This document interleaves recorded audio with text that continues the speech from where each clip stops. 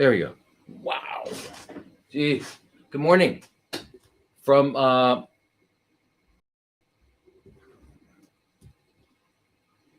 Thailand. Good evening, all you guys. Whoa, what the heck? There we go. Okay. Now I'm not going to play with anything anymore.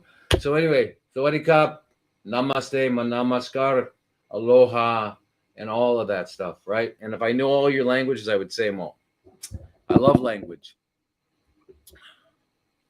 I love language. Probably the next to God is my favorite subject, favorite thing to think about or not think about. But because language, think about it for a minute. Language is, this is a very important thing to understand. I'm sure that most of you already understand this, and that is your language is going to pretty much define what your role is in society, what your role is, what kind of friends you have. I mean, it's very powerful because think about what language is. It's the structure, the scaffolding of your mind. It's how your mind is put together.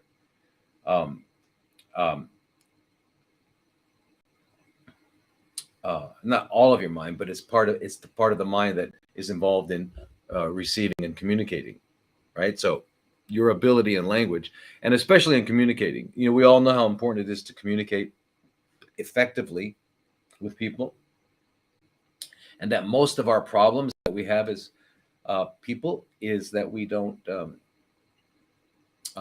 communicate. We have communication problems.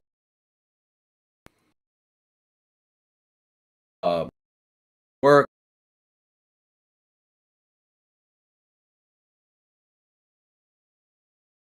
Mind. And we're back on again. I don't know what happened.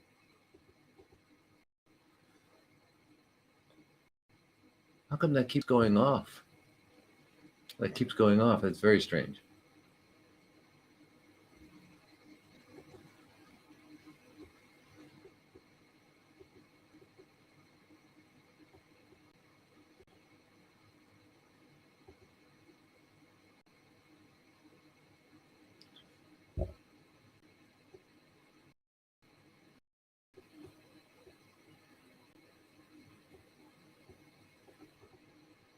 Huh.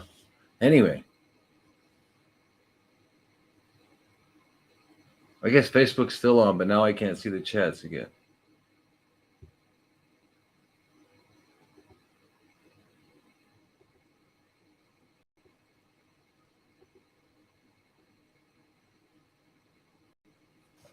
A network change was detected.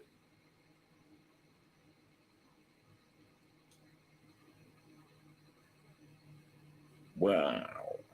Okay, whatever.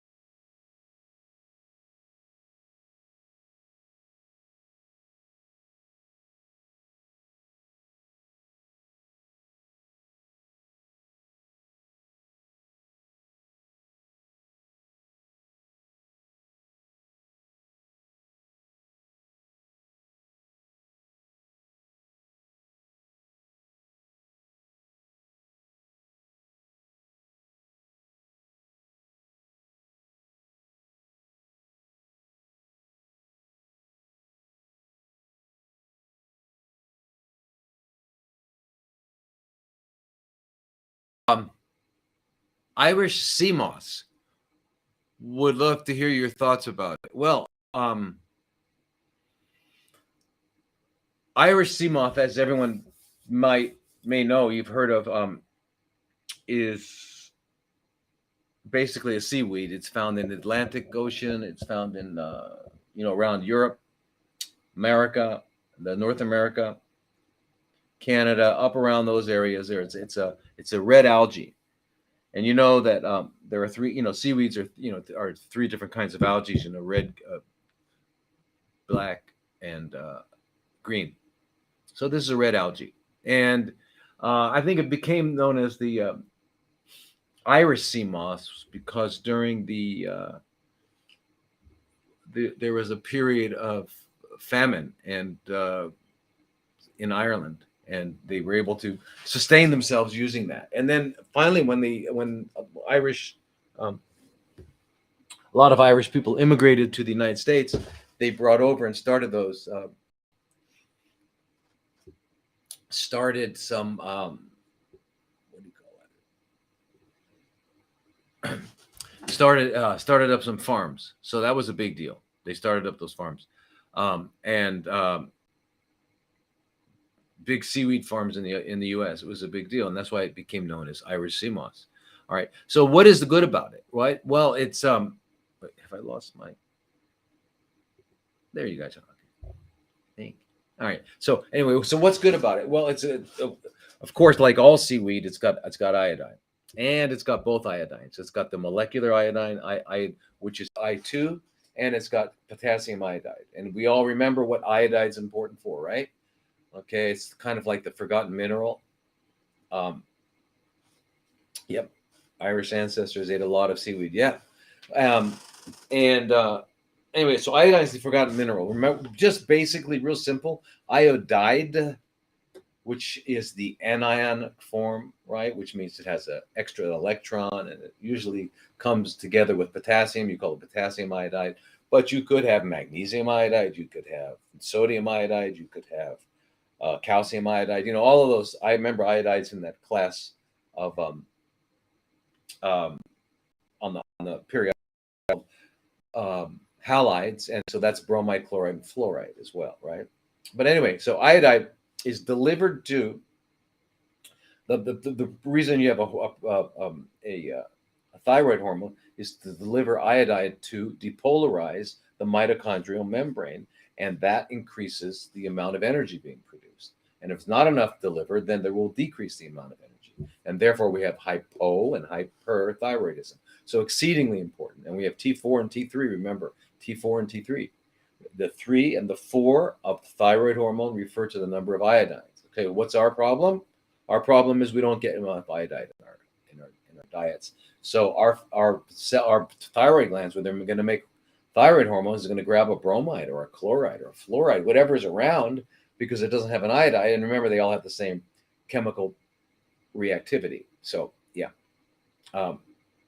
Hey, can anyone tell me, is Facebook on? Somebody on? Is it working? I can't tell if this is working at all because the chat overlay died. I think I'm gonna go back to not using this restream. I don't like it. What is this? One says yes, the other says no. What? With what? One says yes. It'd be good to hear my opinion. What do I think about vibration plates? You mean standing on a vibrator? I think that's fantastic. It's very important. The old center we had here in Phuket, we would have for people who didn't even have the strength to stand up, we had a vibration table as well. But that vibration is really good because it moves around lymphatics. It helps open up microcirculation. It's very, very important. And standing on it, and you've had those. We've got one at our center in Arizona, at an Oasis of Healing, and I'll have one wherever I open up again. So, but very, very important.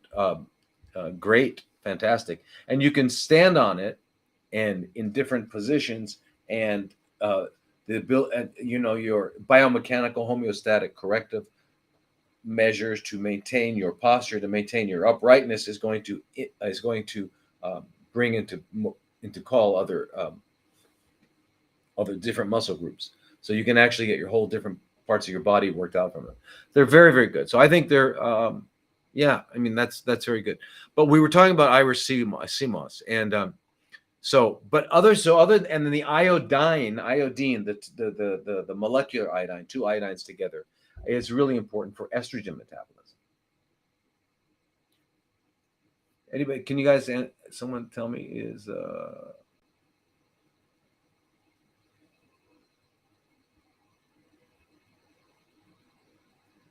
Facebook is working? Oh, wow. Okay. Amazing. Okay. So I just can't see the comments. I'm sorry. I don't know why. I have no idea.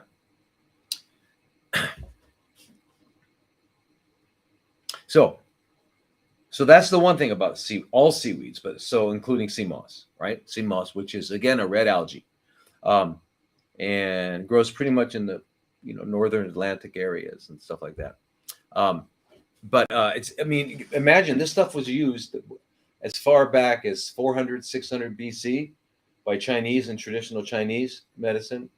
So it's pretty well established. Anything that's been used that long, so has withstood the test of time, right? And that's, to me, is like completely trumps clinical trials. Clinical trials are BS. And unfortunately, I have to make a presentation in May in Texas, Dallas, on it'll be on vitamin C and cancer. So when it's to a group, but there's going to be some what do you call it? Yeah, this is going to be it's for the public, so everybody's welcome. May 4th, Dallas. What's it called? The American Ozone Association, I think it is. Yeah. So it's put on by Frank Schallenberger, who's a great. Frank Schallenberger and Robert Rowan, the two doctors, are probably the two kings of ozone in America. There's a lot of different. Europe has a whole different group. And Europe, they've been doing ozone for a long time. But these two guys, they really devoted their life a lot to it. Dr. Schallenberger and Dr. Rowan. But Schallenberger will be is putting on the conference for the ozone. And I was just invited to give a talk on vitamin C. But the reason I'm saying is I don't like to do all the scientific stuff and talk about clinical trials and all that, right? Because I don't think clinical trials are really relevant to life, okay? Because no one lives in a clinical trial. In a clinical trial, you're trying to control everything. I mean, you're trying to control one variable and to see how that has an effect on multiple outcomes, right? Lifespan, metastasis, or whatever it is you're doing your clinical trial on. Well, yeah, but and then they play around with statistics to try to show how they were able to adapt to, adjust for this and adjust for that. And so we really only have the effect of this one, but we don't know what the people are eating. We don't, all that sort of thing. We don't know what they're eating, what they're drinking, how well they sleep, their relationships. We don't know any of that sort of thing, right? And you can't. And then they also don't compare. They don't ever have as the group to which they're comparing it to. They never have a healthy group. There's never a healthy group. There's never a healthy group. There's either they don't do something, like they don't eat meat, and then this group eats meat. But so what? I mean, you can not eat meat, and you could eat, cheese pizzas and cheese burritos and whatever. Some of the other, ultimate burgers and stuff like that you could eat. So not just, that's not a really, but they never have a really true healthy standard to compare anything to. So I don't really, I don't really like it. And the other thing about clinical trials and all that sort of thing is that, remember something, life, there is nothing that happens in isolation. I mean, even the oxygen we breathe in the air is not 70% nitrogen. Now, we don't use that nitrogen, but it had to be there for a reason, because remember, everything in nature needs to exist because it is performing functions that we may find out one day, perhaps. All of them? Impossible. Yeah. So, but anyway, so it's got nitrogen, 21% oxygen, the rest is nitrogen. So why the heck is that? Well, actually, that's where nitrogen gets into our systems, and that's, we need nitrogen to make amino acids. We need nitrogen to make nucleic acids, which makes up our DNA, and all of that stuff. Remember, amino acids are proteins, and all of that stuff is grabbed and fixed from the air by bacteria.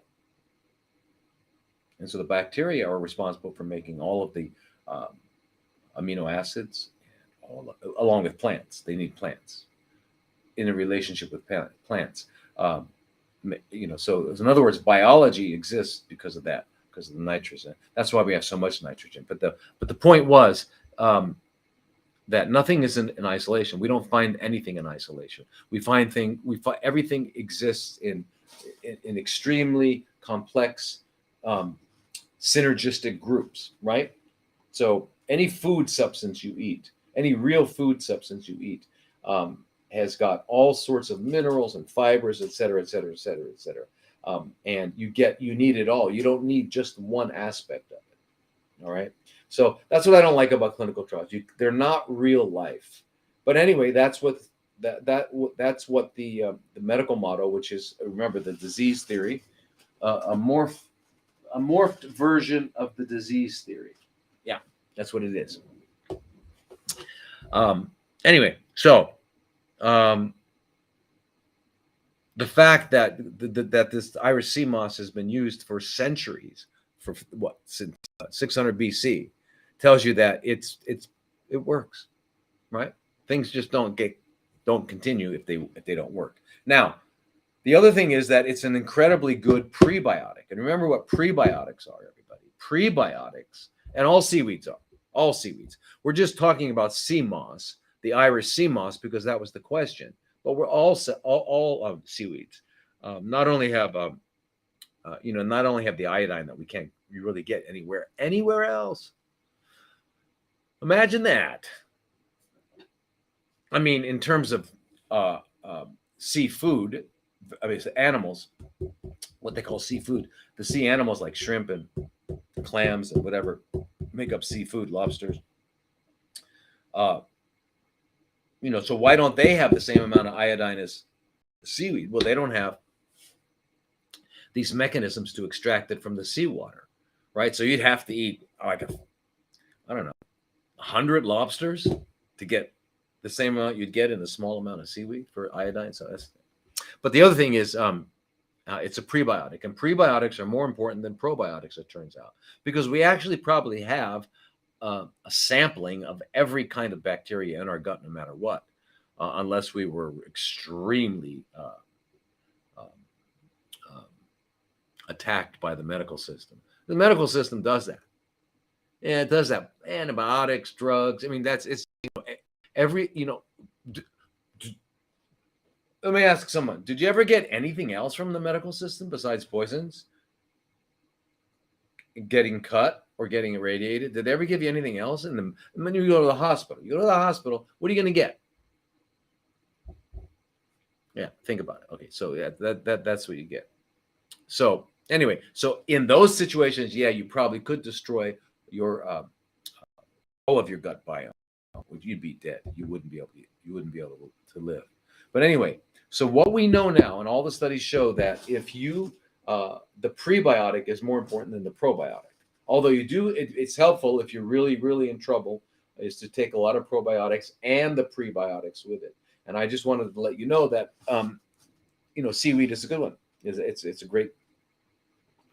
It's also got some polyphenols in it, and the flavonoids, which we've talked about before, which are pigments in plants that actually protect the plant from radiation from the sun and stuff like that. Other kinds of, basically EMF. And because, as you know, the colors in plants, what is a color? A color is reflecting and absorbing different segments of the electromagnetic spectrum, right? And so anyway, that's what polyphenols are. And polyphenols turn out to be uh, including the flavonoids and all that. They turn out to be antiviral if viruses exist. They enhance the immune system. They're antioxidants, big time. They're really, really, really important things. So that's in there, yes. So the Irish sea moss is really good. I'm not sure what else. You don't ever consider what the recommended daily allowance is, because the recommended daily allowance is enough so that you don't die from a deficiency syndrome. So that just enough so you're not dying of scurvy from vitamin C. It used to be 50 milligrams. Now they're up to, I think they're as high as 200 milligrams now. Wow. I don't know what the RDA does, but there's studies that show that, but 200 milligrams is crazy, not enough. We know that, right? Yeah. So anyway, one of the other things that's very interesting about these pigments from in the seaweeds, different seaweeds, and that's including not only the Irish sea moss, but wakame, a lot of them, is that they have specific anti-cancer. They turn off cancer, right? They do that. Yeah. So anyway, a lot of studies going on about it right now. It's got probably almost a lot of the B vitamins. It's got vitamin A. It's got vitamin E. It's got vitamin K, which you need for blood clotting. And the minerals, crazy with minerals. Seaweeds, crazy with minerals. Zinc, phosphorus, magnesium, manganese. A lot of the really important ones that we need. So seaweed, if you ate a lot of seaweed, you'd be really, really healthy. If you ate a lot of sea moss, Irish sea moss, it'd be very, very good for you. Very, very good for you. Let me see what's another question. Another question is, what do you think of apricot seeds for CFC, for chronically fermenting cells? My doctor recommends it in the suppository. Well, Lorietta. The whole idea with, as you all know, let me see, is this right? Are we okay? Yeah, I guess so. Okay. So the whole idea with apricot seeds is the amygdalin. Now, amygdalin is a molecule that used to exist in probably almost all plants and seeds and nuts, way back when, before we started doing hybridization, which we do. We've done a lot of hybridization. We've done a lot of really toxic type farming, and so we've destroyed a lot of the natural foods. But the term for a natural food would be a wild crafted. In other words, it grew in the wild instead of being planted. And so wild crafted. In other words, you could try what they do. They have wild crafted farms where they where they actually keep plants in a natural environment rather than just long rows and rows and rows of just soil turned over and stuff like that, which is not really a natural way of growing. So anyway, but the wild crafted foods had amygdalin, and it's found in apricot kernels. It's found in a lot of seeds, but specifically apricot kernels. And so the amygdalin has a specific anti-cancer function, and that is it's made of it's got 4 molecules on it, right? It's got two glucoses, 1 benzaldehyde, and 1 cyanide, hydrogen cyanide. Okay, so as it turns out, cancer cells have more of an enzyme called beta glucosidase, which can grab that glucose. Because remember, they need more glucose. It grabs that glucose off of the amygdalin molecule. Okay, when it grabs it, it releases obviously the benzaldehyde and the cyanide. Now, the benzaldehyde has lots of really cool effects as well. It's analgesic. It's good for pain and things like that. It also has some other specific anti-cancer properties. In fact, it's one of the main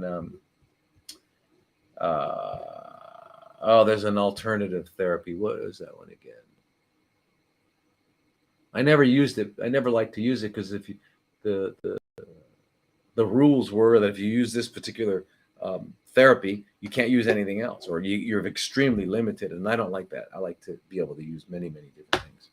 Yeah, I can't remember what it was that it increased benzaldehyde, but the main way it kills the cancer directly is with the cyanide. Now there's an enzyme because cyanide actually is a pretty common natural byproduct that occurs at a lot of times when we're eating in foods we eat and things like that. So we have an enzyme called Rodinase, which actually makes the cyanide, puts it in the position where it's no longer toxic. Okay, it adds like this. It's called a thiol group, and you're left with thiocyanate instead of cyanide. So anyway, so in cancer cells, there's a lot of beta-glucosidase because they increased it. Why have they increased it? Because they need more glucose, right? Remember that. So they've increased it tremendously. And so they still have the normal amount of rodinase. So when you look at it, they've got much more of the beta-glucosidase. So they're producing a lot of cyanide that they cannot neutralize because there's not enough rodinase. Well, a healthy cell will have the opposite. It doesn't need a lot of glucosidase, but it has still has the same amount of rodinase. So if it grabs any of the amygdalin and with its this enzyme, the beta-glucosidase, it's going to be able to neutralize it easily. So that's just how that works. That's really cool.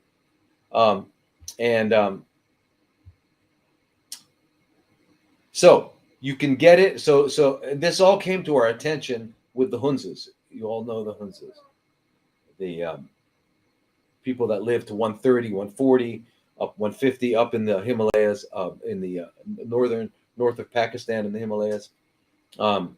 And they came to our attention, and they're like, they eat pretty close to raw, uncooked food. They eat whatever they can grow. One of the great things the Hunzes do that is pretty amazing is that, they only eat the food they can grow. So there's 3 months out of the year that they can't, that not enough food grows to eat. So what they have done, what they have developed over the centuries, is they keep the apricot because they have lots of apricot trees. So they keep the apricots and they make an apricot juice. And so for 3 months of the year, they drink apricot juice. Can you imagine? Talk about a cleanse, 3-month cleanse on apricot juice. That's what they do. But anyway, but they eat the kernels and all that. So they have a lot of the amygdalin. Amygdalin later became known as B17, and it also became known as laetrile. But laetrile is not the natural substance. But in terms of apricot seeds, so my answer to you, Lorietta, is that the problem with okay, so now, remember, so you can get IV. When we give IV, when we give it IV, we're giving 9 grams. That's a lot. IV daily. You can give up to 15. And it actually helps with pain. IV. So we give 9 grams for about 21 days, and that totally saturates all the cells in the body. And then you can do an oral maintenance dose of, let's say, now, here's how you know you're doing enough B17. Or you're doing as much as you can. The bacteria in our gut, a lot of them have similar enzyme systems and enzyme and metabolic requirements as do chronically fermenting cells, right? So chronically fermenting cells, as we said, have lots of beta-glucosidase and just small amounts of the rodinase. So do some microorganisms in our gut. So if you're eating apricot seeds, or you've got a supplement of B17, of pure amygdalin, and you're eating it, what's going to happen is that the bacteria are going to eat it and produce cyanide. And so you could actually orally, you could take too much and die, literally die, from taking too much B17 orally. But you don't just go from being fine to dying. You don't feel very good. So you can tell if you're eating too much. But the problem with, let's say you take a handful of apricot seeds every day, right? Well, one day you might have gotten a different batch where because the seeds are not like uniform. They have X, they have 0.5 milligrams or 5 milligrams. They're not like that, right? So you take a handful, and on one day it could be fine, and the next day it can make you super, super sick. So if you get too much. So this is one of the times where it's difficult. Now rectally, I'm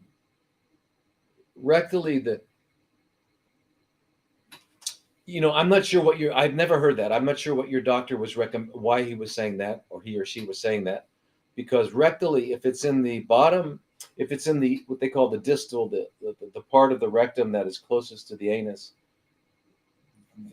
2/3 of that will be, the veins go directly into the main vein of the body called the vena cava. So it does not go through the liver. And if it doesn't go through the liver, it's not going to get metabolized and stuff like that. So anyway, I just don't know. I've never heard of it that way. So, I mean, if your doctor knows, but remember, it's still in your GI tract, because the rectum is still the gastrointestinal tract. It's still going to have bacteria, and those bacteria could still have a lot more of the beta glucosidase, so they could actually wind up producing a lot of cyanide. So the thing, I think, that is like one of the only times that I would ever say that to take the pill, which is just the purified amygdalin, might be safer and better than the seeds, just because you don't know how much is in each seed.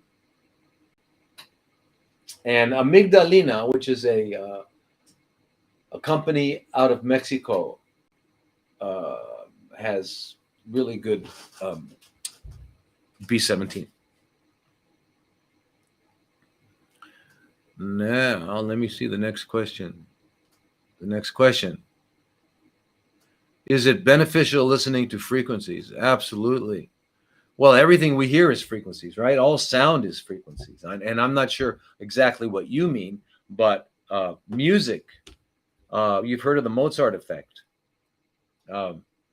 with healing. Music is healing. Music can be, if your blood markers are excellent and your NAD.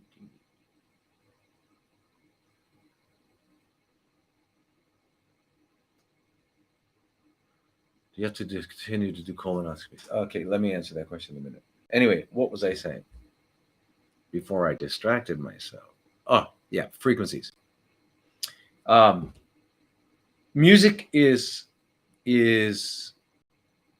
a profound phenomenon that is so important to humans, and we're the only in our biosphere. We're really the only ones who appreciate it in the way that we do. It's not that animals don't, because we've seen the effect that animals have with music. It's amazing. If you've ever read articles about your brain on music, it's really amazing. But music is frequencies, and it can stimulate and turn on and turn off certain things. The entire universe is frequencies, right? Everything is frequencies. Sound is a frequency, and then you have the electromagnetic spectrum, which are all frequencies, which are in a very small part of the electromagnetic frequencies. Do we have the sensory apparatus to see it? But the stuff we can't see, the far infrared, the gamma, all those that can be extremely, extremely dangerous. So frequencies are dangerous. Frequencies such as 5G, 4G, these are dangerous. So frequencies are healthy and unhealthy. In other words, they can contribute to your well-being, or they can detract from your well-being. So that's the thing. So listening to frequencies can be very, very healthful. Just you've you've all heard the tuning bowls or the sound bowls. Ooh, with a particular note. Those are amazing, amazing, amazing. What's interesting in a room? If you get a group of 100 people, 200 people, you have them sitting down, 50 people, doesn't matter, and everyone starts saying, Om, Om. Within less than a minute, everyone's on the same note. Everybody just kind of goes right into it. It's a very fundamental sound. And in Sanskrit, it has a meaning. The meaning of Om is the meaning of the foundation of reality. It's like Om. And even this is not, we got to understand something. This does not violate Christian, Muslim, and Jewish religions. Because remember, in the Christian, Jewish, and Muslim religions, God said, let there be light. That's what it says. I didn't write it. Okay, so sound preceded light. So sound is the fundamental, one of the most fundamental aspects of the phenomenal universe that we know of, right? And in the Sanskrit language has defined it as Om, and in fact, it's actually Aum. It's like that. Anyway, it's a profound, incredible sound. It helps you to make your mind quiet. It's a beautiful place to be. Anyway, now thoughts on bioidentical estradiol for menopause symptoms. Okay, this is by G. Picari. Okay, so thoughts on bioidentical hormones for menopausal. Oh, by the way, let me answer that one question. You got tuning bowls. Yeah, they're fantastic tuning bowls. In fact, very interesting with tuning bowls. Let me just jump back here for a minute. I really like this interacting. It's so much better than just reading. So we got to have two different systems, two different days. Anyway, there was a French researcher who came and gave some lectures in the U.S. and I attended one it was back in when I was living in New York, and the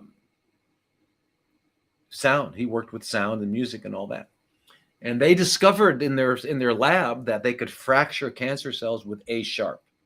Now, if people that know music know that A sharp and B flat are the same thing, right? They're the same thing in terms of the tone. They're just named differently because of the scale they're in. But anyway, so that vibration apparently, according to his research, and it looked really pretty good, fractured, destroyed cancer cells. So I could never find a tuning bowl. I finally got one made in New York. It was an A sharp. Because, with frequencies, you want to be at the exact one that you're supposed to be at. Remember, because frequencies are additive and subtractive, right? You don't want to add on to something and make it worse, and you don't want to make it less, right? That's okay. So, you don't want. Okay, in other words, here's this. When you talk about frequencies, it's the same thing as what's known as wave physics, the physics of waves. So waves. You can be in a pool. If you're in a pool and you've got some waves going, you know that if you hit it at the right rhythm, you push the water like this, you'll contribute to the wave. You'll make it larger. And on the other hand, if it's out there a little bit and you push it, then the wave, because remember, waves go like this. And so when it goes under, it'll flatten out a wave and make it smaller. Well, that was the whole idea with Rife. One of the ideas with Rife is that you could completely turn off the frequencies being generated by a cell and it's dead. So, or you could contribute to it. So the idea with music therapy would be that it would contribute to some of our immunological functions and all, because we are subject to that. We're subject to that. Just think about it. Think about when you listen to a song or a music or a piece like when I listen to Brandenburg concertos, something happens in my being. I'm sure that my immunity is like through the roof. Yeah, and there are other songs too that a song that meant something to you when you were 12, a song that meant something dearly to you at 14, is deep, deep, deep inside you. And there was a study where they looked at people in nursing homes who were demented, who could not carry on a conversation. And they would just sit around and it's tragic if you've ever seen people in a nursing home, wearing diapers, they've got tubes. It's just tragic. Anyway, so they found that if you turn on the music from the generation when they were in their teens, all of a sudden they're coherent. They can speak, they can talk. I mean, wow. Okay, so talk about, sound healing is amazing. And then, so the A sharp. So my idea was this: I like the idea when kinds of therapies with cancer, right? So some therapies with cancer are changing the environment of the body so that it doesn't produce cancer. So it can't produce it. It needs certain it requires chronically fermenting cells. You guys are better than me. Chronically fermenting cells require a certain environment to propagate.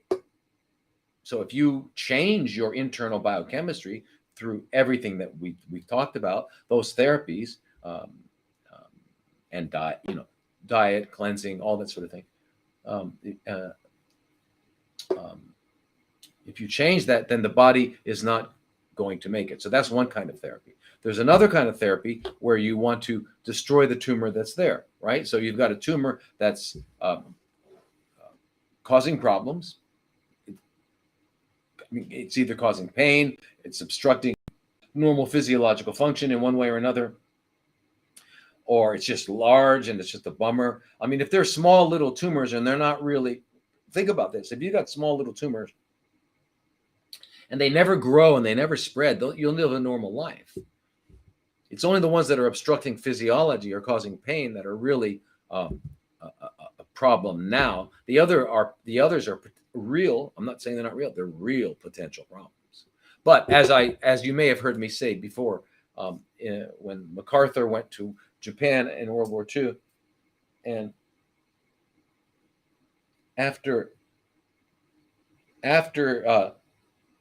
they destroyed the Japanese spirit by dropping 2 unnecessary, horrific bombs.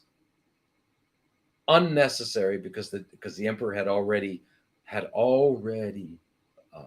conceded, and Truman just said, "Well, you know what, man? We're ready. We got to use this. We put a lot of time in, and we got to see what it really does." And they did it anyway. Nagasaki, Hiroshima. The only time, by the way, that's ever been used in warfare. So, just a little side there. Talk about terrorism. Who's the terrorists? Anyway. So, in addition to that, we then went there. We Americans. I'm still connected, aren't I? Still in America. Went there and made it illegal to worship their emperor. Now, for Americans, that might seem, well, so what? But for British people, they get an idea. The British people understand what it's like to have a king.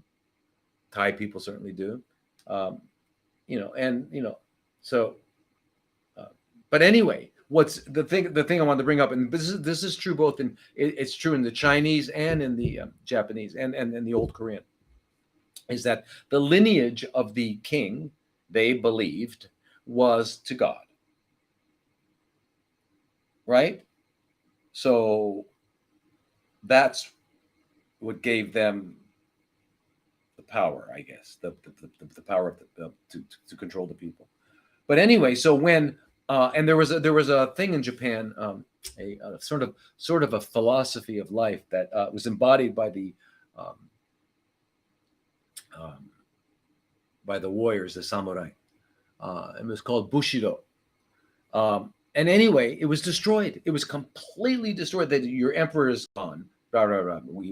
We've completely castrated him, politically castrated him, and he became. And they lost that. And it's interesting. You go to Japan, and when I think of old Japan in the Edo period, I think of these these warrior type people who were extremely ethical.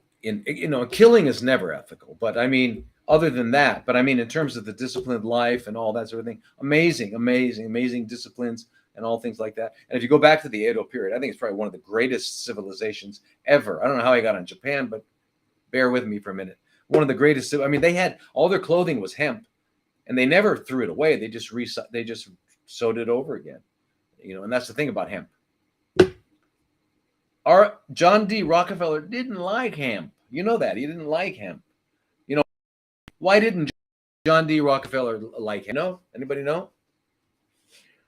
Well, for the same reason that he did the Flexner Report and took over the medical profession in the United States and got rid of naturopathy, got rid of chiropractic. Didn't get rid of them, but put them down to lower in esteem, which is ridiculous. The reason he did that, why, is because he could sell more petroleum products. He had Standard Oil, remember? Okay, so drugs are petroleum products. Okay, so, well, what else? He had an office. They had offices in New York and they had offices in London. And they were developing this new substance that they could make clothing from. That was better than hemp. And since it was they had a New York office and a London office, that's NY for New York and LON for London, and you put those together, and you've got the word nylon, and that's where they got nylon. And nylon needed to become supreme. So suddenly, cannabis became killer weed. I mean, there was this ridiculous movie. I think they showed it to me when I was a kid. I forget the name of it, but it's ridiculous movies of killer weed. So then they wound up making it illegal in America. And then, of course, it followed all around the world. When as before, the world always knew that hemp was a fantastic thing. I mean, it was, clothing and rope. I mean, strong. You go to the Amazon forest where they have completely ripped up so that they can raise animals to send to Sizzler, okay, or to McDonald's, right? The quickest way to reflorestrate it with real plants is hemp. Hemp will restore the soil and everything like that. Yeah, it's a medicine for the earth. It's a medicine for us and everything. All that sort of thing. Anyway, so.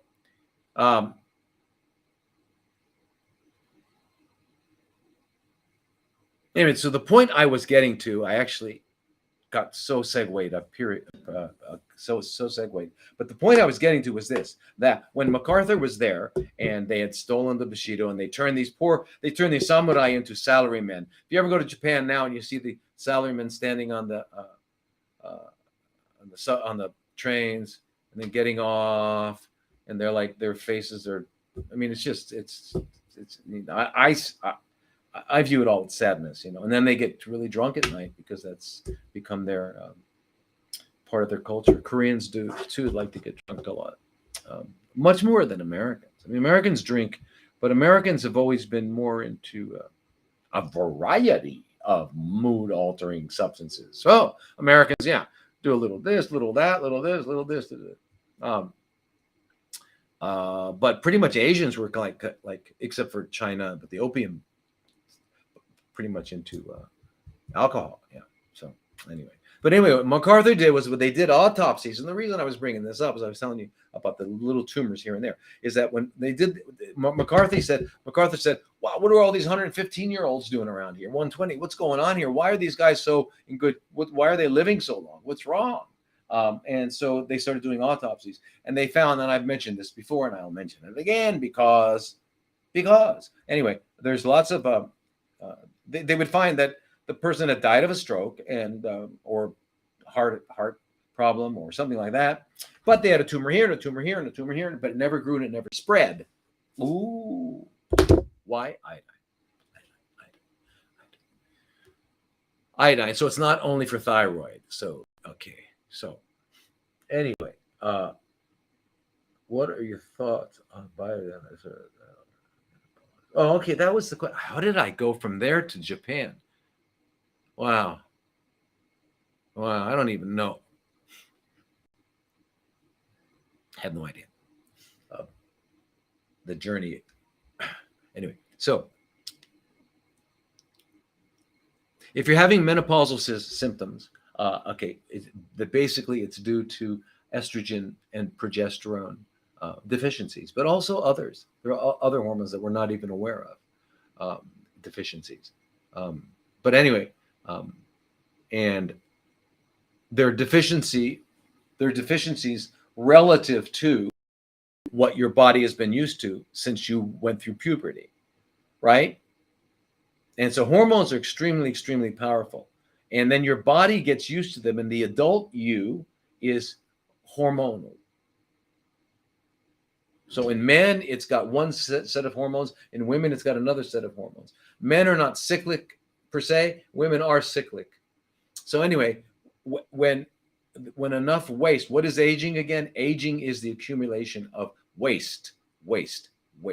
When that waste accumulates in your liver, you'll have liver problems. You'll have a fatty liver. You'll have things like that. You'll have maybe elevated liver enzymes. If it accumulates in your kidney, you'll have poor kidney function. It'll decrease. If it accumulates in your thyroid, you'll have decreased thyroid. Accumulates in your ovaries or your testes, you have decreased sex hormones, etc. So anyway, when the waste accumulation gets to the point where it's affecting function and hormone production, then we see the phenomenon known as aging. That's when we can actually see it. Okay, but so if you're having menopausal symptoms, the menopausal symptoms are usually, obviously the hot flashes for women, hot flashes, and are probably the biggest complaint they get. And then once they've been menopausal for a while and they haven't done anything to correct it, to replace it, they wind up getting vaginal atrophy. And that can be equally as bad as the hormone flashes. So vaginal atrophy just means that the walls, the vaginal walls, the inside vaginal walls become so thin because they don't have the effect of the estrogens in there. They become so thin that they tear easily and they bleed and they're painful and it's dry. And there's some women that even when just walking hurts. It can be really a terrible, terrible thing. And it's so easily fixed. And you don't use estradiol in that with vaginal atrophic vaginitis. You use estriol cream. Now, we use this is on biologically identical hormones. And I just want to tell you that, and we all should give our gratitude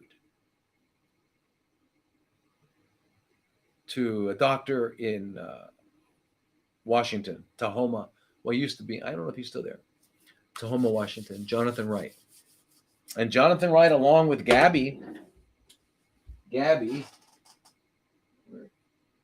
it is. See this nutritional medicine? Can you guys see that? Nutritional medicine. It's a big deal. It's a textbook. All the research. Anyway, but Jonathan Wright, because there was a big study called the Women's Health Initiative where hundreds, thousands of women were enrolled all across the country, and they were in hormone replacement, and they were giving them synthetic hormones, derived from either pregnant mares or modified artificially. So they were semi-synthetic and anyway. Well, they had to stop the study early because it was obvious who was getting what the real hormones, because they were dying from all causes, not just cancer and blood clots and heart disease, everything. Okay, so they stopped it. So the whole thing was, okay, hormone replacement is dangerous and should never do it. That's what they came to say. It turned out later on they found out that it was not hormone replacement. It's what it's a synthetic form of progesterone, which they call progestins. Okay, so progestins are nasty. They still are. But it turns out that even the latest studies show that biologically identical hormones not only do not cause problems, that they are very, very helpful and preventative and all that sort of thing. And you want to restore yourself back to about the age of anywhere from 35 to 42, 43, 44, 45.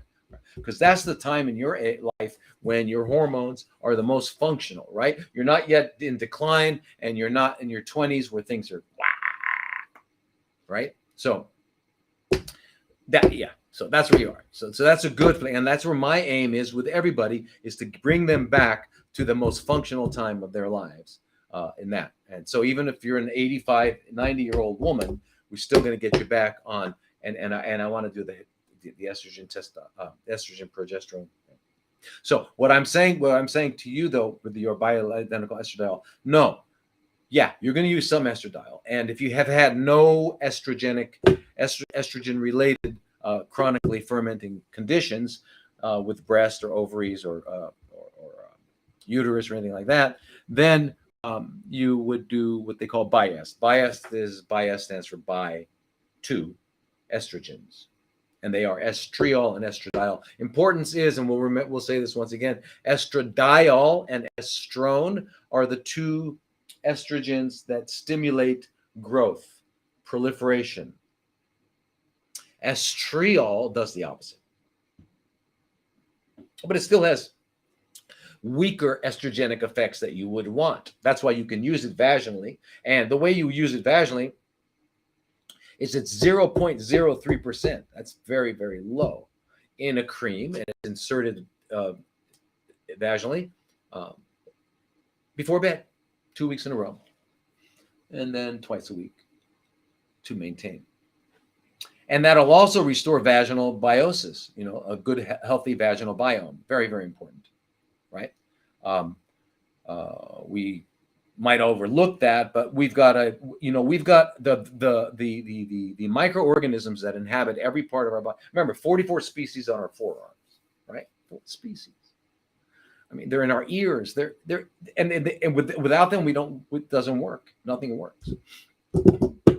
Anyway, our oral cavity. That is, we've got a good, healthy microbiome. We should have vaginal, and then of course gastrointestinal tract. And there are different types of organisms that will live at different parts of the gastrointestinal tract. Different ones will live in the colon versus the small intestine. And then the vaginal biome.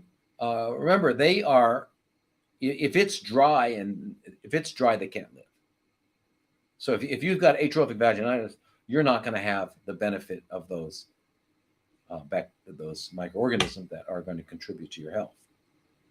So, and you can get vaginal suppositories, but the first thing you have to do is make the environment okay. And the environment is okay with estriol. So anyway, but in terms of your systemic effect, you can do a bias, which is about 9, and they do bias can be 80-20 or 90-10. I would say 90, always do 90% estriol and 10% estradiol. Okay. However, if someone has ever had a chronically fermenting condition where they're regarding their ovaries, their breasts, or anything like that, but you got to remember the pancreatic fermenters, pancreatic chronically fermenting cells, colonic chronically fermenting cells, lung chronically fermenting cells are all also have a relationship with estrogens. So it's pretty ubiquitous. Estrogen receptors are important part of physiology. But anyway, so the difference is the estriol binds to the beta receptor, the estrone estradiol bind to the alpha. So that's it. So anyway, and you all remember with just a quickie, the soy is a phytoestrogen that binds to beta. Okay, now what do endometriosis, adenomyosis, fibroid cysts in perimenopause? What to do? Well, if you're in perimenopause, you're real close to being in menopause, and in menopause, adenomyosis, endometriosis, all those things kind of go away for the most part. Then they stop growing for sure, because all of these situations, you all know what endometriosis is. That's where part of the lining of the endometrium got outside of the uterus somehow, right?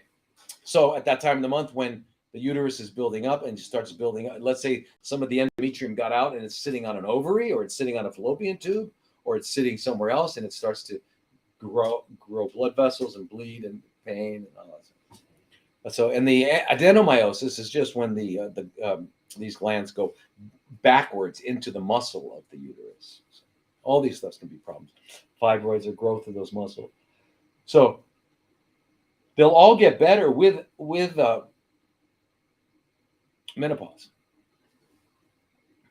But right now, what can you do? You're out of balance. This is why these all came to be, which means you probably had a lot of anovulatory cycles where you don't ovulate, and you've got a lot of more estrogen than progesterone. Progesterone undoes it. Progesterone's really good. Anyway, so you need to find a doctor who is experienced with working with biologically identical hormones. Biologically identical hormones means that they're not different. In other words, you can't patent them because they're the same. In order to patent a drug and have a name on it, and the pharma, made by Pfizer, made by Moderna. Okay, so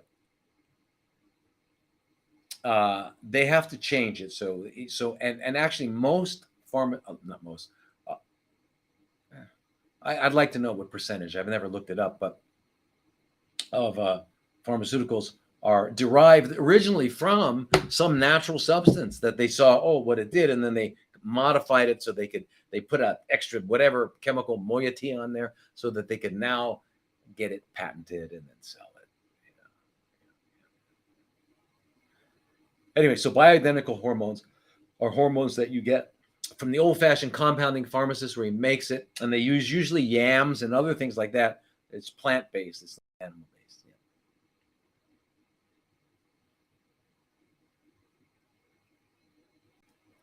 And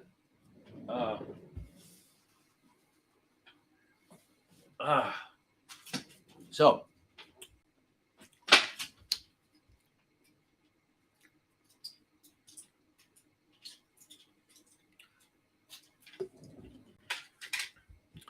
now the question here is top 3 therapies for a MBC patient.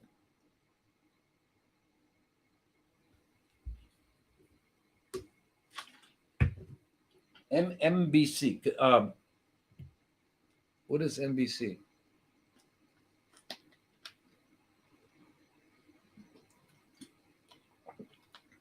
MBC. MBC. What is MBC? Anybody know MBC? Tell me what MBC is.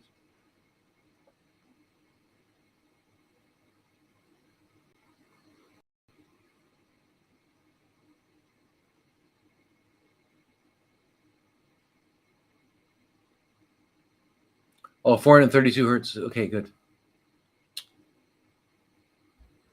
Voix. Well, what is this? Voce sapete is in B flat. Oh, it's a good. Is that? Oh, yeah. Play symphonies in B flat. Yes, Everly Brothers. You guys are great. You guys are amazing. But anybody tell me what MBC is? I'm trying to answer this person's question. I got to get to the bottom of this. What is this? What am I looking at? Am I looking at thoughts and dendritic cells? Metastatic breast cancer. Thank you. Okay, you guys, remember, let's remember not to use their acronyms, their phrases, or okay, like I mean, like vax and like jab and like pandemic and things like that. Let's not use these words. Okay, so MBC patient. See, they did it. Dome Lu candy. Listen, they've done it. They've done it. Okay, everybody, listen to this. I get it. Thank you so much, everybody, for. Okay.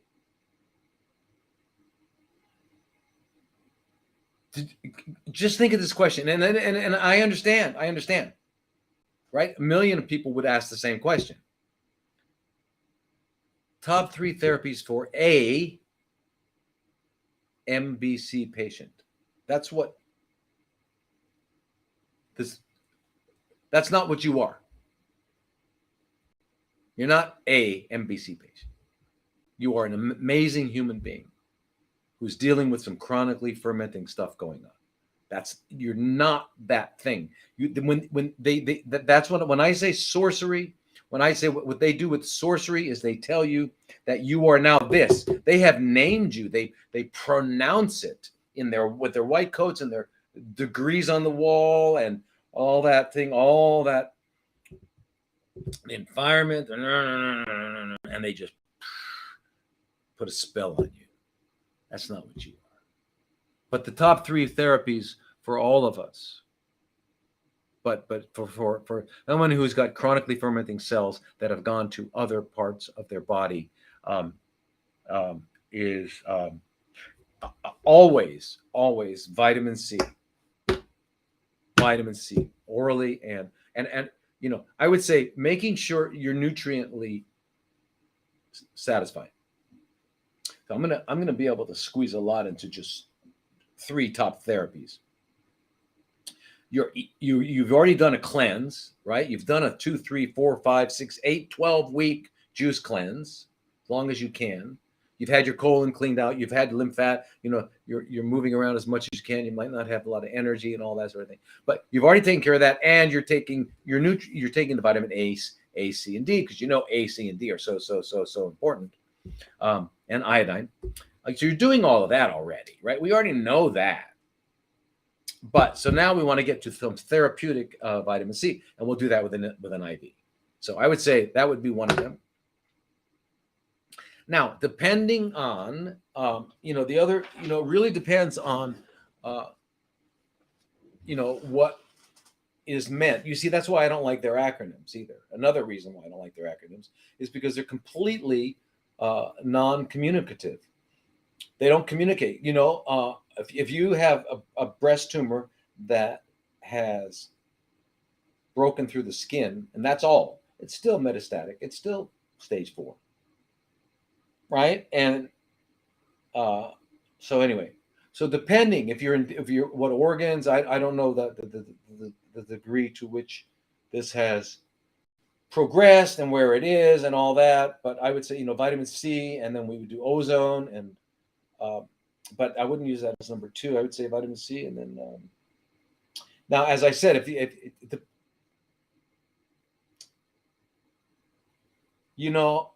that's why. See, you're not that, and nobody is that MBC patient. Okay, so who knows? I don't know what's going on with your dental. If you've got cavitations, that would be number 1. If you got cavitations up here, if you got root canals, this is number 1. If you've got parasite, so there's so many things we have to look at. But in terms of therapies, I'd say vitamin C, curcumin intravenous. Hyperthermia, whole body hyperthermia, 6-hour program, not the way they do it all over the place. That's very popular. Yes, I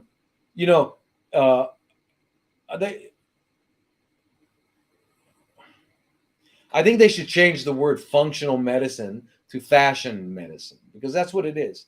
It's become fashion medicine. It really bothers me. They do what's fashionable. Anyway, it really bothers me. So, listen, I don't know how to say your name. Don't lose Luke Candy. We got to talk because I don't know what your situation is, but at least vitamin C, clean your body out. Make sure you're getting A, D, and C in good amounts. You're sipping 7 to 7. All the stuff that we talk about. All this stuff is very important. What? This is a great question. Which one? The top 3 therapies? Is that what you're talking about? Okay. Well, okay. The top 3. Well, here's what I want to say. The top 3 therapies for metastatic fermenting cells, chronically fermenting cells from any primary, and that is, you got to first of all clean out, and that means cavitations, that means parasites, that means all the garbage that we've collected over the years. We've got to do a cleanse. And then we've got to give ourselves all the nutrients that are necessary for the body to get strong again and rebalance itself and eliminate chronically fermenting cells. That's number 1. Number 2 is, vitamin C, IV vitamin C. And then what I'd have to say is psychoneuroimmunology, right? Taking care of your immune system through turning off the mind. It's got to be up there, like with vitamin C and meditation. You see, you're asking me to give you 3. You can't do only 3 of anything. You've got to do it all. You got to do it all, especially if it's metastatic. You got to do it all. There's nothing you can leave out. You got to do it all. You got to cleanse. You got to eat right. You got to sleep early. You got to move around as much as possible. You got to get intravenous vitamin C. You've got to get, and if you've got if you've got access to a 10-pass ozone or EBO, do that. If it's really causing problems, you can do IPT for a while. That's very important therapy in certain conditions. It's very important and necessary. Have to do it in certain conditions. So there's really so many variables there.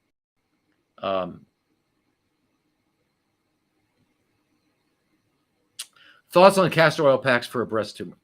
Breast tumor.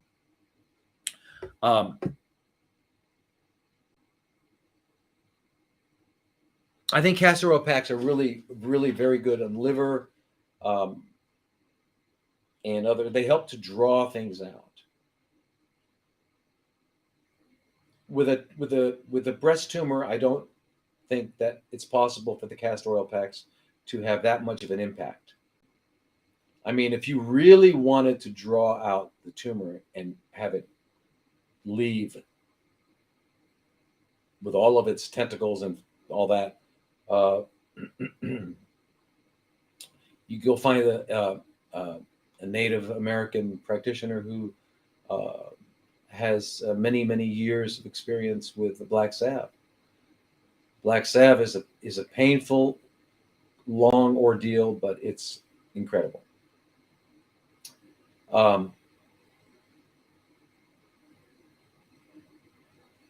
But remember, if you've got a tumor of chronically fermenting cells,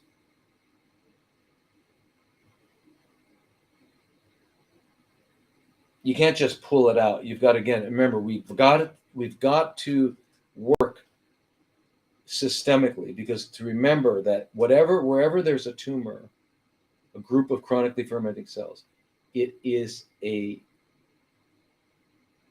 manifestation of what's going on systemically. So we've got to change systemically what's going on. And by the way, if you successfully changed systemically, you successfully cleaned everything out and it would go away. It would no longer need to be there.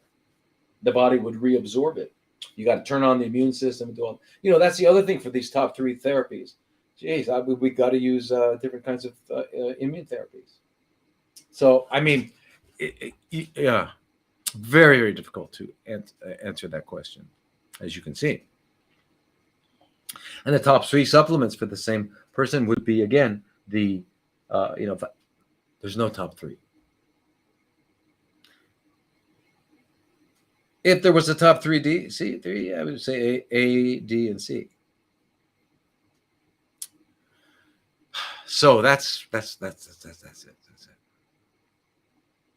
it. Okay, so vitamin D3 deficiency relationship with cancer patients.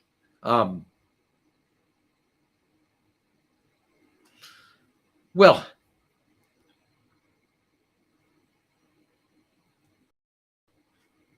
bloodroot capsules, I don't know. If they work, they're good. I mean, if you got real things, intravenous mistletoe, yeah, I agree. I mean, all these things are really, really, really, really, really. There's so much. It's very important. D3 deficiency. Even Sloan Kettering, even the conventional people, even they recognize that a vitamin D3 level below 30 is very dangerous. Very dangerous. Very dangerous. You should have your level up around 90 to 120 there. Take as much as you need. Don't listen to them. There's, I was reading, they say, so we think that taking 1,000 to 2,000 a day is reasonable. Reasonable. What the hell does that mean? Is the goal to be reasonable according to whatever you think reasonable is? Or is the goal to have adequate amounts of this molecule in our body? Yeah, that's the goal. That's the goal. That's the goal. So if you got to take 30,000 like a day, like I do, and then you get up to there, and then you're getting, I might check one day. Oh, I'm 180. Okay, yeah. So I won't take it for 2 days, and then I get back to it. Yeah. You want to keep it high because vitamin D3 is incredible. Incredible. But it comes into our body. The natural way would be that the sunlight would have an effect on the cholesterol in our body and through our skin, and it breaks the ring, right? It breaks the cholesterol ring, which is like these 4 rings. It breaks one and turns it into a form, and then it goes to the liver and it gets turned into vitamin D2, and then it goes to the kidney and becomes vitamin D3, which is calcitriol, which is the active form. And then there's a vitamin D binding receptor on cells, which affects all these genes. So it's really an important part of physiology and growth of cells and all that sort of thing. Okay, so it's very, very important. So without it, you're not getting that. And a big part, originally we thought of vitamin D as having only to do with, calcium absorption, calcium metabolism, but it's far more than that, as are all hormones. But the other thing that's very important to keep in mind about vitamin D is that it's got to be escorted around the body. So there's a protein that the liver produces called the vitamin D binding protein. It's called GC. It's also called DBP. DBP, of course, they're acronyms. The vitamin D binding protein. Anyway, it binds it, but it also activates macrophages. And when you don't have it, and by the way, the cancer cells produce an enzyme that inactivate that produce an enzyme that inactivates that enzyme. Inactivates the ability of this binding protein to activate macrophages, and in effect shuts them off. Okay, and that's why we use what's called GC-MOF. GC is the binding protein made by the liver, and the MOF stands for macrophage activating factor. And this was discovered by Dr. Yamamoto in 1992. And then, of course, it was actually, I think it's right around that time, too, we were coming to understand that macrophages also have 2 conditions. One condition that really they're in there killing and getting rid of these chronically fermenting cells that form a tumor. And in the other one, it's actually helping it grow. So what we want to do, what we've learned to do at Oasis is to first, before we give you Seamoth, let's get you back to your M1 state, your macrophages, so that they're going to kill. You don't want to activate a macrophage that's already helping the tumor. But the relationship. So if you're low, you're going to get cancer. You know, if you're low, you got to get it up.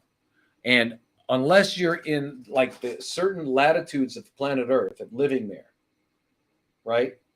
Sub-equatorial zones and equatorial. Unless you're there, if you're in these higher or too low, you won't get enough rays to activate to produce the vitamin, what we call vitamin D. And so you've got to take it orally. Right? Now, if you live in these areas, then you need to get outside and have full body exposure. You know, where you can wear, of course, wear pants and a bra unless you know, if you're alone, don't. I mean, if you're with friends or whatever, don't. You don't have to wear anything if you're with friends and whatever. But you just need as much body exposure to the intensity without burning. You don't want to burn, right? So, you know, you probably wouldn't want to do more than an hour out in midday or around here. Yeah, I couldn't do an hour. But you don't want to get burned, but you do want to get that. So anyway, or take it orally. It's essential for immune enhancement.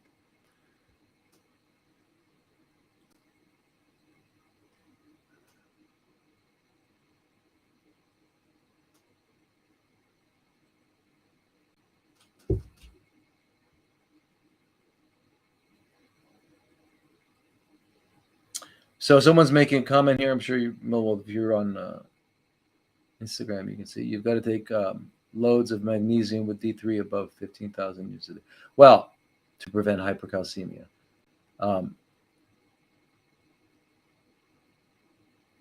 As this day and age is caused by EMF. Yeah, there's a lot. You got some really good points there that you're making, but we need. You're right. We need magnesium anyway. Magnesium. Most of us are magnesium deficient. Most of us are magnesium deficient. We just don't get enough magnesium. And remember, magnesium is green plants. So you eat the more green plants you get, the more bioavailable magnesium you're going to get. And yes, EMF paralyzes the voltage-gated calcium channels, and calcium, even if you were just like you weren't taking a lot of vitamin D and anything, and you were still taking magnesium, you're still going to get that calcium going to go flying into the cells and they stimulate nitric oxide production. You get peroxynitrites, then you get hydroxyl radicals, and you get damage. That's how it happens. So yeah, you're absolutely right.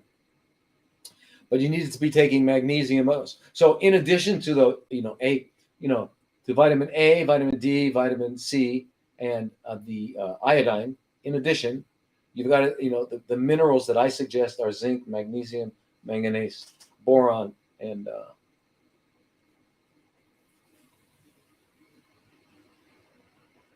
selenium. Those are the big ones. Every day. Throughout the day.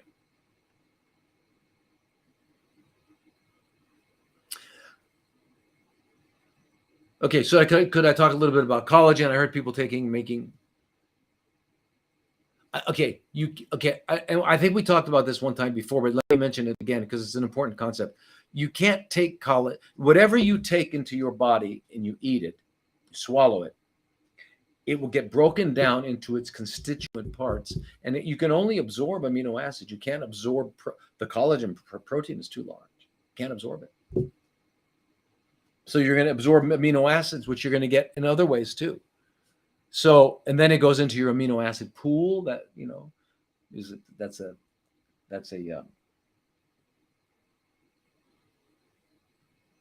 concept. It's not that there's a pool of amino acids. It's just a mental construct. So, but taking collagen is not going to increase collagen. What you need to do is increase collagen is you got to have, there's certain of the B vitamins, and vitamin C is essential to making it, right? In fact, that's what happens in scurvy when you have vitamin C deficiency. You wind up getting, your skin gets, your subcutaneous tissues just fall apart. You start bleeding and stuff like that. Because you're not making collagen. Yeah. So anyway, so I wouldn't worry about that. I would make sure you got the C and the different B vitamins, and then all the minerals that are associated with those enzymes. So everything we're saying would be better than the collagen won't help you. How to reverse or at least slow down dementia? Please tell me. Your mom is checking out mentally. Yeah. Well, here's the thing. Dementia is basically the brain is full of waste products, and the blood's not flowing, and it's got lots of oxidants.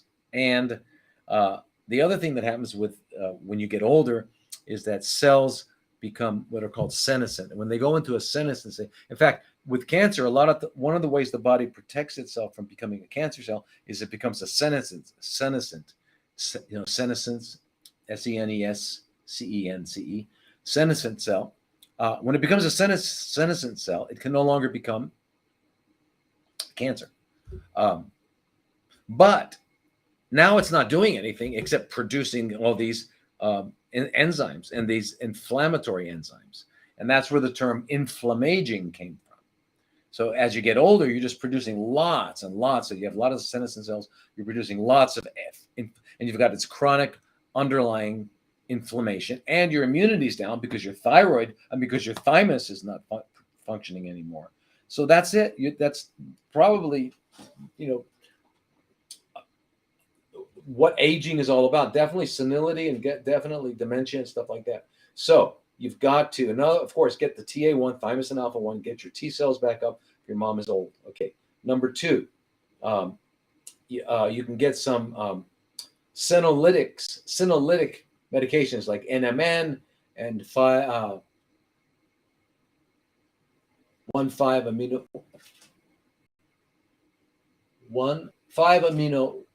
1-MQ. Okay, these are peptides that actually make that are senolytic. Fisetin is senolytic. Rapamycin is senolytic. These are senolytic. In other words, they get rid of senescent cells. You got to get rid of these senescent cells. And then obviously, if you've got all this inflammaging, you need lots of antioxidants, which means you got to be taking your vitamin A and your vitamin E, vitamin D, and vitamin C to the maximum amounts, right? And the minerals associated with all of the antioxidants. All right, so that's very, very important. Now, and chelation, you got to get rid of a lot of heavy metals, so you can do chelation. So for dementia, the other one are some of the amazing peptides that help with cognitive function, such as CMAX, SCMAX, and what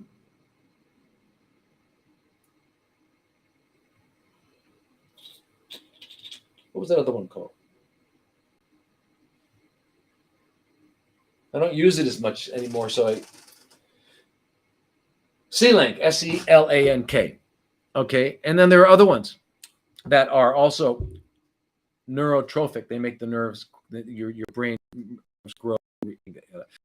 But basically, cleaning out, you got to store the blood flow, movement, exercise. She's got to get around. She's got to do, I don't know how much her mom weighs and all that stuff, but cleansing and all that sort of thing. You got to just really go on a super thing. Then you can reverse it. You can. And so she should be getting intravenous vitamin C. So we got to get rid of those, and vitamin C gets into the brain. So what do you think of high dose vitamin C in an IPT manner using glucose in the mix to activate? All right, well, it's an interesting idea, but the problem is this: is that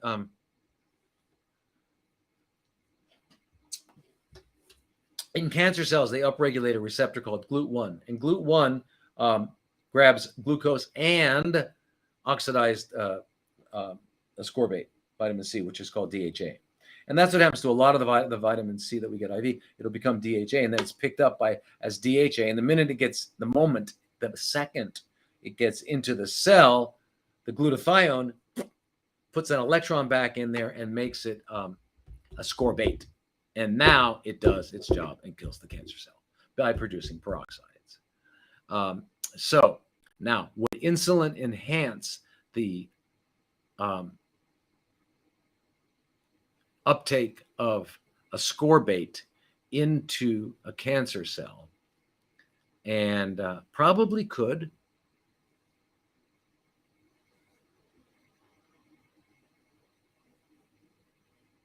Since the mechanism by which insulin potentiated therapies work is they change the fatty acid, stearic acid, to oleic acid, which makes the cell more permeable. Yeah.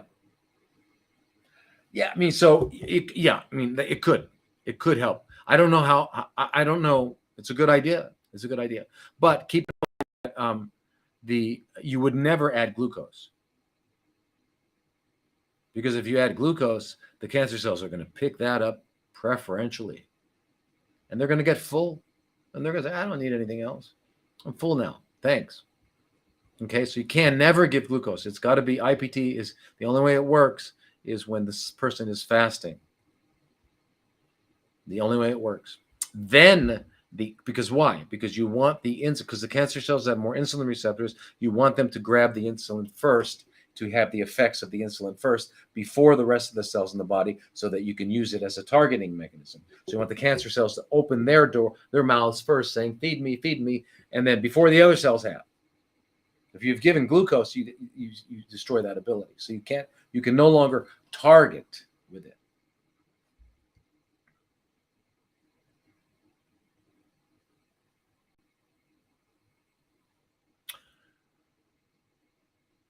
My platelets are very low and my hemoglobin is very low. What's going on? Yeah, well, if you had chemo or radiation, that would account for it, because your platelets and your hemoglobin are both made in your bone marrow.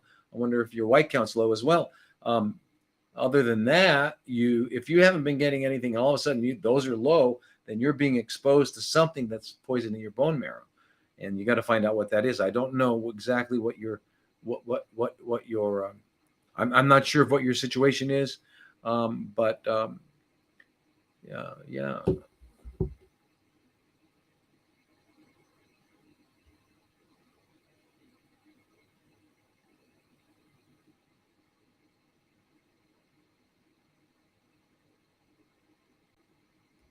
Exactly. Goodness gracious, all. I like that. Can you do vitamin C every day? Yes. As a matter of fact, good question. As a matter of fact, what I want to do is someday be able to put people on to try to get a home pump, so that we can put them on like 2 weeks, 3 weeks continuous vitamin C. And of course, the levels would be much, much lower, because you don't require that much. Once you've got up to therapeutic levels, then there's much less to maintain it. It might be as low as 5 grams per hour or something, 3 grams per hour. Who knows? But because remember, vitamin C, what does it do? Whoa. Epigenetically, it demethylates. Therefore, it turns back on all these things that were suppressed through methylation. So epigenetically, big deal. Picked up by the DHA, gets picked up and exhausts the cancer cell's ability with the small amount of antioxidant enzymes it has. If it's in a high enough dose, the pro-oxidant effect will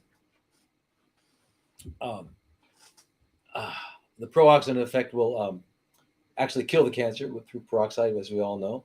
And then finally, one of the other big ones is that it is the cofactor necessary for the dioxygenase enzymes, which are responsible for modulating or turning off HIF1 alpha, which is the pathway that makes cancer. So, and that, in addition to the pro-oxidant is just getting high enough levels to actually kill it. So it's just, it's an amazing, and it does even more than that.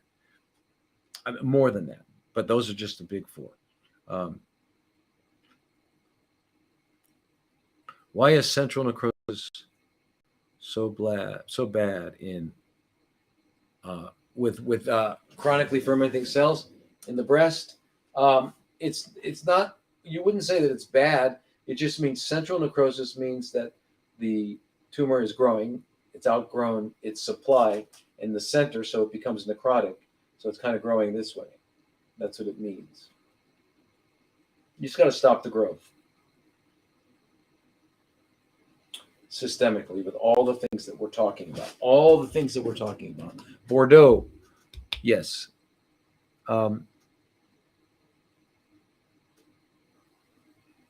But so if you're talking about central necrosis and chronically fermenting breast cells, and you're also on another question here about the platelets and hemoglobin low, it's probably because of your you've had some sort of chemo or radiation or something like that.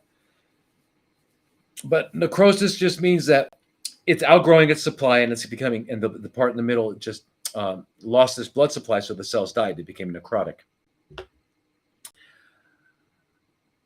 So we got to stop it. Yeah.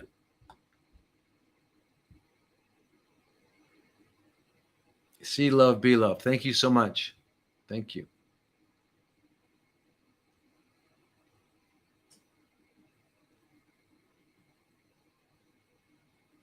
If you have no thyroid and you're on T3, T4 meds, can your body still fight chronically fermenting cells? Well, yes. Yes, if you have no thyroid and you're taking T3, T4, then you're going to have the same benefit as anyone who had a thyroid. Yeah. So, and I would get it in a natural way. And remember, you make sure you're determining how much you need by your basal body temperature.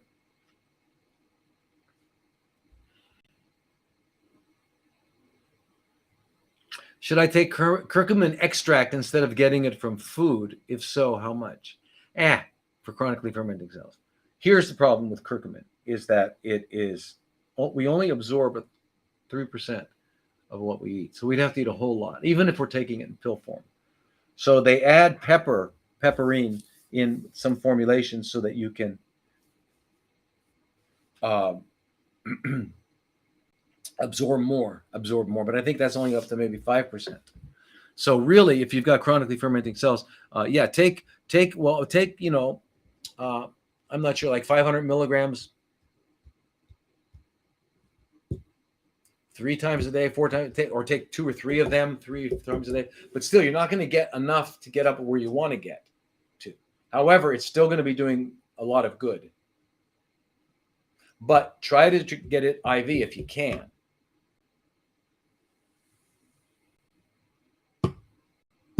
But yeah, take 2 or 3 capsules of curcumin. Now, and it also works good synergistically, but it's really good. I mean, curcumin is amazing with chronically fermenting cells. But one of the main things it does is it shuts down NF-kappa beta, which is part of the pathways. It's the main pathway, one of the main triggers sitting in the middle of inflammation. It shuts it off. So there's you can take also frankincense, which is doing the same kind of thing. That's quite the same. Quercetin and ginger, things like that.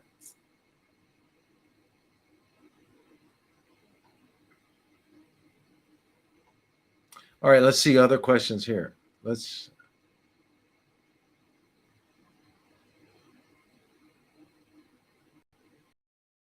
Okay, we're getting close.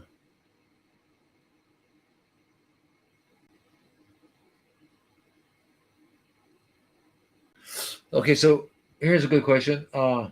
Regarding chia seed porridge, word has it coconut milk is saturated fat. So what do we use? Well, what I use is, number one, I mean, I make fresh walnut milk, almond milk, pumpkin seed milk. I can just make fresh right away and just use that. Now, coconut milk is milk is saturated fat, but we need some saturated fats. Saturated fats are good, not from animals, but from plants. They're very good, and we need them. In fact, saturated fat.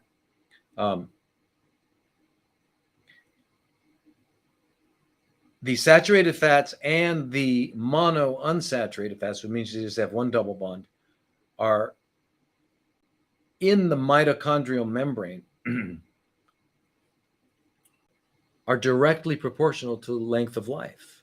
So they're very important in certain degrees. So we need saturated fats. Our membranes of our cells make a fatty acid called stearic acid, which is a saturated fat, to help keep structure. So saturated fats are necessary, but as you're right. So you're not too many, but so you can use any kind of nut. I use nuts and seeds in the morning. I soak them in the morning and then.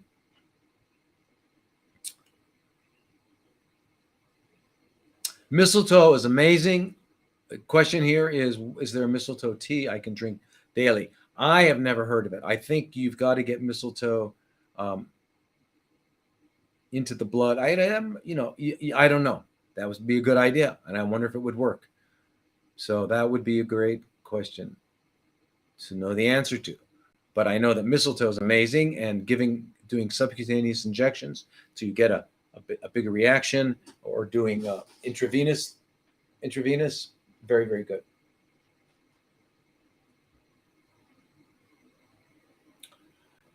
Okay, TikTok topic. The type of iodine I use is, and then I get anyway.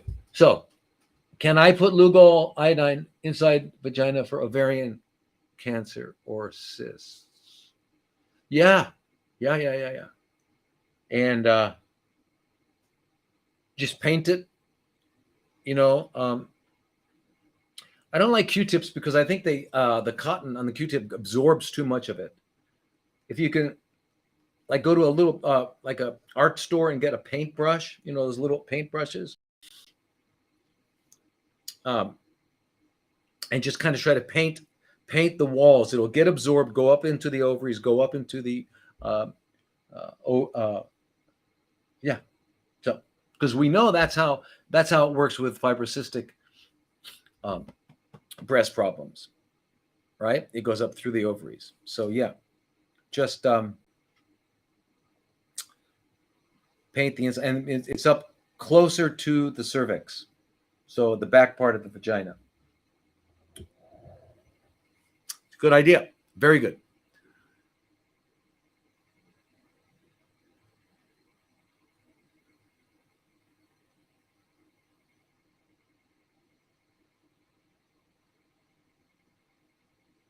How do you find these doctors? I went through chemo and radiation in 2020. It's horrible. Yes, right. Okay. Oh, so what is integrative oncology? Was the topic. So here's the thing. I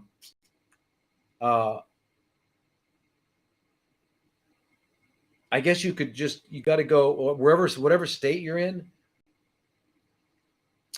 city you're in, look for integrative oncology. You got to make sure that they're not associated with a big institution like Treatment Cancer Centers of America. Bad news. And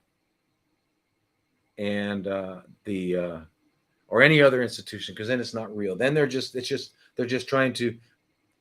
They realize there's a lot of money in alternative medicines that they're trying to cash in on it. And integrative oncology is it's hard for you to know when you're looking on the websites of who's real. But just oncologist is a doctor who has been working in the field for long enough, is well trained, has good credentials, and make sure that they are aware of the effect of diet, that they involve, that part of their program is not just sticking IVs into you, but it's working with your diet and your lifestyle and your relationships and your mind, things like that. And that involves cleansing the body, in all the different variety of ways, as well as using intravenous vitamin C, intravenous curcumin, intravenous quercetin, intravenous ozone, intravenous artesunate, um, intravenous B17, all of these things. And yeah, I mean, it's hard to find people that know all of that and also are doing the immune system. But you got to do diligence and try to figure that out. I know what you went through is horrible. And I'm just hoping and praying you didn't get get spiked.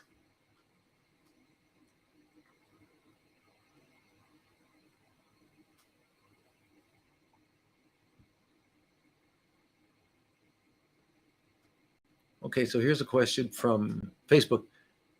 Yes, but the question is, if there are lifestyle changes that need to be made, does a person have the time to manifest whatever results may be necessary? That's why I don't think cancer can ever be defeated by change in diet alone from a natural standpoint. Powerful antioxidants must be included with a scientific record behind them.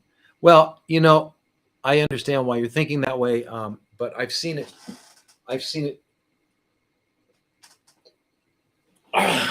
There's a story I tell about a woman in 2001. But you can never say diet alone, because it's not the person's mind, their attitude, they knew they were going to heal, all that sort of thing. It's much more. They're moving around. It's never diet alone, and even antioxidants alone, because you need to actually get rid of the tumor. You need oxidants, not antioxidants, and that's why high dose vitamin C is given in a high dose form, because then you're getting the pro-oxidant effect of it. Yeah.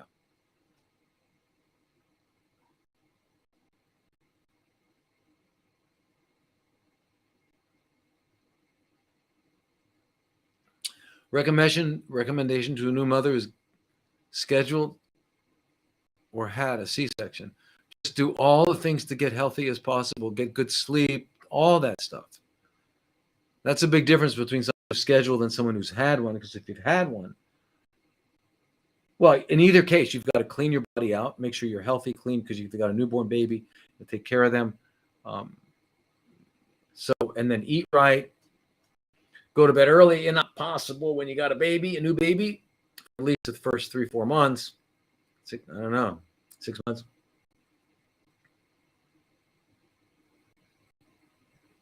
But anyway, just got to get really healthy to prepare for that C-section, or all the things that we talk about: diet, cleansing, sleep, movement, have congenial relationships.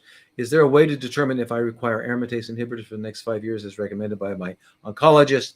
I have plus negative chronically fermenting cells in my breast. Perimenopausal lumpectomy, 802, radiation pending.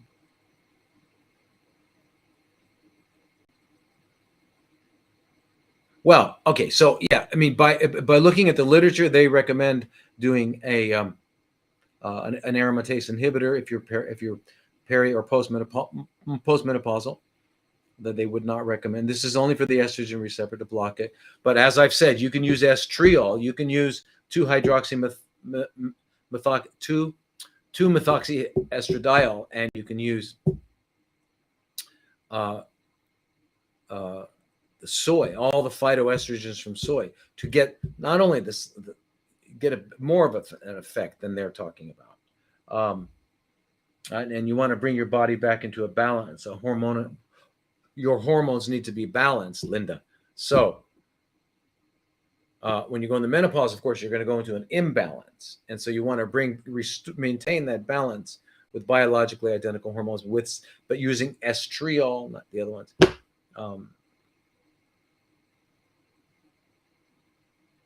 Yeah, and then, diet, super clean diet. Yeah, lifestyle, naturopathic support. Yeah, yep. Looking for an objective and personalized metric to say, yes, these meds are beneficial for you. Well, you can't, it's your overall well-being. And of course, all the different, um, you know, markers that we look at in the blood, which is, LDH, ferritin, iron. We look at lymphocytes, your subset. You look at your T4s, your T8s, your CD19, CD56. We look at all the different immune cells because we want to work on that. We want to work on keeping your immunity balanced, and you don't need ovarian suppression pharmacologically. And our aromatase inhibitors, all they're doing is blocking testosterone from being converted into estrogen, estradiol. That's all they're doing.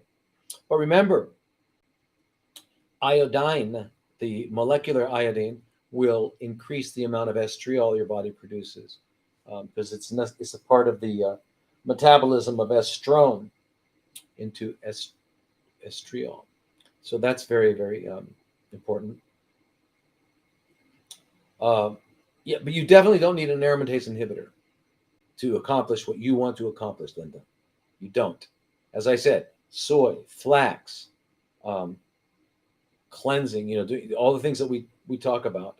And then you can work with someone who knows what they're doing with estriol. And so, yeah, you don't need to do that necessarily. Or you could do it 3 times a week instead of every day, because, the problems comes from the aromatase inhibitors are, like they use 1 milligram a day. And that really changes a lot of others. The side effects are due to that. You could do small amounts, but there are also natural aromatase inhibitors. And there's herbs like chrysin. So you need to work with somebody who knows what they're doing in this regard. Oh, it's late. Sawadee ka. I didn't realize, you guys. It's very late. I have a consult now. So sawadee ka. And sorry I can't see comments from you guys in Facebook, but I just can't see them. So anyway, aloha, and have a fantastic week. Be healthy, and learn to turn this off. Okay. Can you use vitamin C every day? Yeah. Aloha.